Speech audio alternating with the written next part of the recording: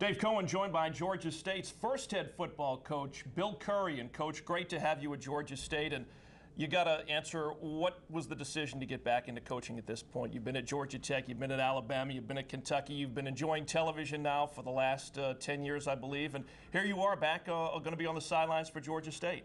In my heart, I've never really left the sidelines. I've always been a coach. From when I was 15 years old, my high school football coach out in College Park, Georgia, asked me to be a day camp counselor, and I knew within a week what I was going to do with my life. So I have enjoyed being an analyst for ESPN, but I love coaching, and so it was just a matter of time. Is it true what they say, very tough to get coaching out of your blood? Impossible. Impossible. My father, who passed away last fall, who was 89, coached literally till his last days. Even after he retired, he had about 4 different professions, and in the end, he said to me one day, I said, "You seem sad today, Dad," and he said, "I should have stayed in coaching." And I just don't think if you ever get your heart into young people and watching them prosper and grow and learn how to be unselfish and how to do what you have to do to win and to do it the right way, you never get it out of your blood. You talked earlier, your wife has 2 degrees from Georgia State. You grew up in this area. Downtown Atlanta, this area has been a vital part of your life. I came down here as a kid on the trolley from College Park. My dad worked at Rich's. He was a sporting goods buyer. I sold shoes at a Tom McCann shoe store at 5 Points, which is not very far from where we're standing. And downtown Atlanta was a vibrant, wonderful place. And then it went the way of a lot of inner city parts of the towns all over America, and now Georgia State has revitalized it, and that is very exciting. And to be a small part of that with a new football program is just wonderful. What would you say some of the early challenges of building a program? This is not inheriting a program, this is literally laying the foundation and building it from the ground up. I read something recently that said, if you want to be able to predict the future, invent it. And I like that. It was from a guy from the Apple Computer Company, Alan Kay. I like that. Building a football program from the very beginning is something I've never done. And there are some very strong positives to that, because you don't have to start with a negative attitude or because the program's been losing or what have you. And you don't have to start with ridiculous expectations, which is what happens when you inherit a winning program. And you can deal with both of those, but we start by setting our own expectations, which will be extremely high, and then working toward them, and there's nothing more fun than that. You're looking forward to get back out on the road recruiting again. Some coaches, they say recruiting is maybe the one part of the job that they don't like. Recruiting for you? Recruiting, I don't like getting there. I don't like the recruiting services, intrusion, and some of the negative stuff that they do. And I know there are good recruiting services too. But I love being in the home with the families and getting to know the families. I've always enjoyed that part of the recruiting.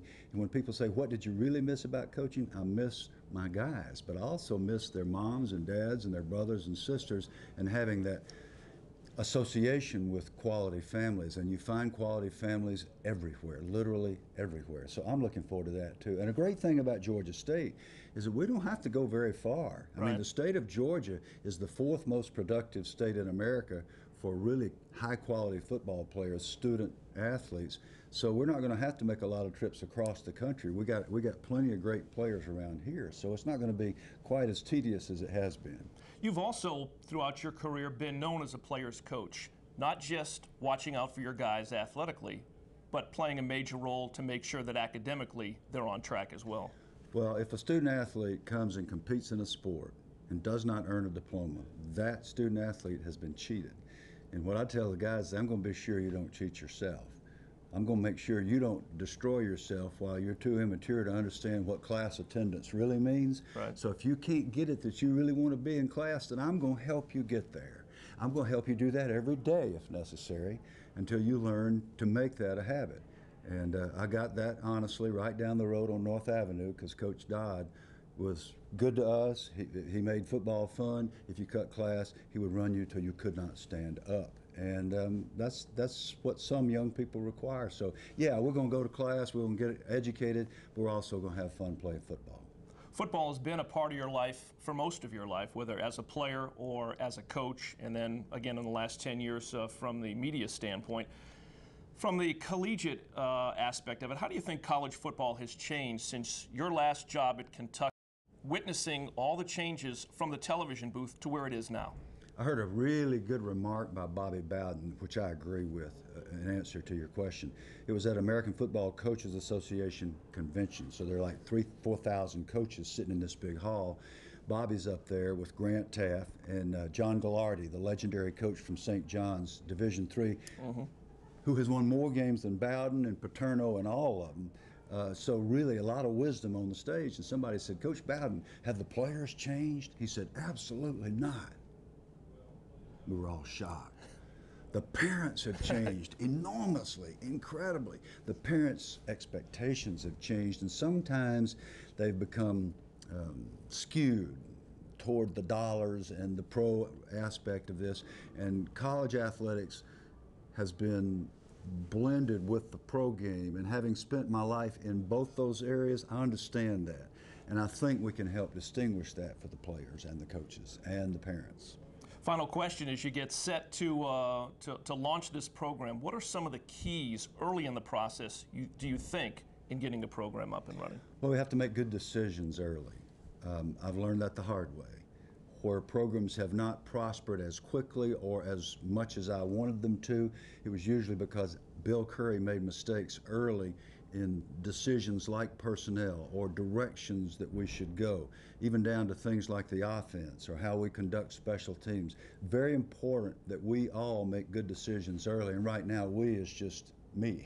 Right. But I think that, frankly, that the television experience is going to help me, because I really have been studying football the last 11 years while I've been in the booth and in the locker rooms and in the coaches' meeting rooms at all these great programs. I believe I know a little bit more than I did last time I did this. All right, Coach. Well, great to have you here, and great to have you at Georgia State. Thank you. Thank you. It's wonderful to be here. I want to thank Georgia State's first head football coach, Bill Curry.